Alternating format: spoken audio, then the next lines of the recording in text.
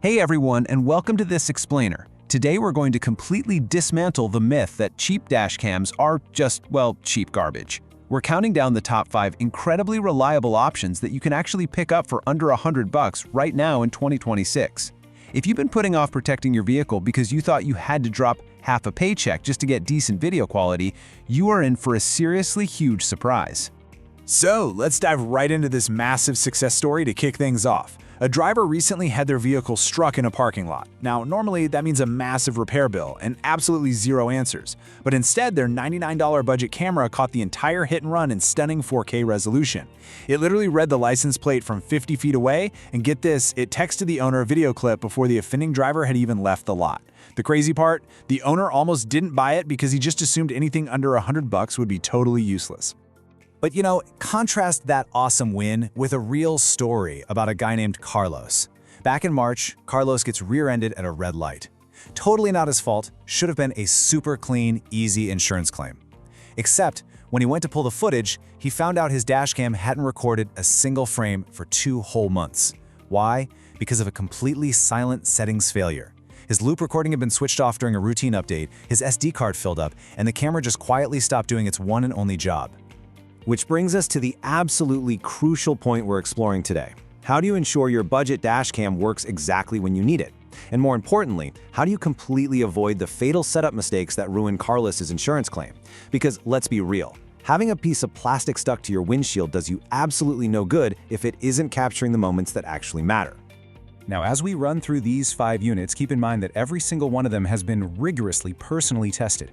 The truth is, people who usually push those $400 setups with built-in radar detectors are having to admit something pretty big right now. The technology available for under $100 in 2026 is genuinely impressive. It's incredibly reliable, and it is more than capable of fully protecting you on the road. All right, let's jump into Section 1, Entry-Level Triple Threats. Coming in at number 5 on our countdown is the Galphi M2. This one is built specifically for the person who wants total coverage without having to overthink it. It's a 3-channel setup, which means you get a front view, a rear view, and a third interior cabin lens. So whether you're worried about a break-in or just need proof of what happened inside the car, you're covered. It even features infrared night vision on that interior cam so it can see in the pitch dark, plus a G sensor that automatically locks your footage the second it detects an impact.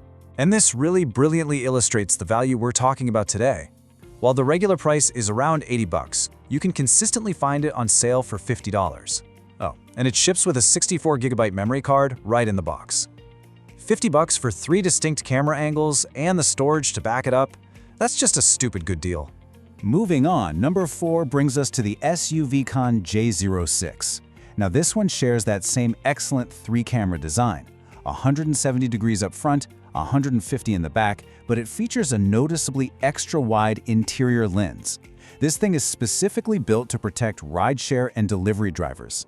If you drive for Uber or Lyft and a passenger makes a false claim about something that went down in your back seat, this extra-wide interior angle catches it all. And having that kind of proof can literally save you from a deactivated account. Looking at how these 2 entry-level options stack up against each other, they both give you a dead simple setup for under $60. If you just want total coverage without memorizing a bunch of technical specs, these are your beginner-friendly heroes. Honestly, just pick whichever one happens to be cheaper that week, plug it in, and drive with some real peace of mind. Moving right along, Section 2, Mid-Tier Heavyweights. At number 3, we have the Vantrue E1 Lite. Vantrue is a really premium, well-respected brand in the space, and this specific camera is incredibly tiny. At just 68mm, it completely disappears behind your rearview mirror. It is single-channel, meaning front only, but it shoots brilliantly clean 1080p footage with real HDR at a wide f1.8 aperture. Basically, that means low light actually looks crisp and clean instead of turning into grainy mush. Throw in built-in GPS for route logging, Wi-Fi, and hands-free voice controls, and it is an absolute steal for around $90. Number 2 brings us the 70mm A410. This steps it up by giving you 2.5K resolution up front paired with an even wider f1.55 aperture. That wider aperture physically pulls in way more light, which results in vastly superior night footage. It also features multi-satellite GPS for highly accurate location logging, though just as a heads up, it might take a minute or two to lock on during a cold start. With list prices around $140, but regular sales dropping it to under $80, it's a legitimate all-rounder with no real compromises. All right, Section 3, the sub-$50 4K King. The #1 spot securely belongs to the Gleetour G2.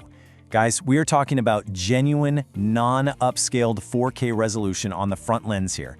Not some fake 4K mode that's actually just stretched 1080p. This is real 3840 by 2160 resolution. It boasts a massive 170-degree viewing angle up front, a premium 6-layer glass lens, that f1.55 aperture, built-in GPS, and dual-band Wi-Fi. I mean, these are premium specs typically reserved for devices that cost triple the amount. Seeing that massive 4K spec sheet paired with a street price constantly hovering right under $50 just forces you to completely rethink what a budget dashcam can actually deliver. You even get a 64GB card included right in the box with this one. But the real reason the G2 decisively takes the crown today is its dual-loop recording architecture. You see, most budget cams share one storage pool, meaning your regular recording just stops when it fills up with locked event clips. The G2 splits storage into 2 completely separate loops. It isolates your everyday footage from your locked incident clips so they never compete for space. On top of that, if the memory card ever fails or disconnects, the camera actually makes an audible beep beep sound to warn you. This feature inherently prevents the exact silent storage failure that completely doomed our friend Carlos's insurance claim. Which perfectly leads us to Section 4, 2 fatal setup mistakes. First up, you have to remember that 24-hour parking monitor mode on almost all these cameras requires a separately sold hardwire kit. This is the mistake that ruins the purchase for so many people. If you just plug the camera into your cigarette lighter, your car has absolutely zero protection the exact second you turn off the engine. You basically have daytime-only coverage. You absolutely must budget an extra $15 or $20 for that hardwire kit if you want your car monitored while it's parked. Second, and I can't stress this enough, always double-check that your loop recording settings are actually turned on after a firmware update. Updates can sometimes just quietly revert your settings back to factory defaults. A quick 10-second verification in your app or right there on the screen is the only way to avoid driving around silently unrecorded for months. Seriously, don't be like Carlos. So, here is the final verdict for you. Whether you grab the dead simple Galphi or the SUVCON for super easy full cabin coverage, or you decide to lock in the downright unbeatable 4K value of the Gleetour G2, securing your daily drive has genuinely never been more accessible or more affordable. You no longer have to choose between going broke or going unprotected. So, the next time you head out on a drive and you glance up at whatever little camera is currently sitting on your windshield, I want you to ask yourself a serious question. Is your car actually protected, or is it just pretending?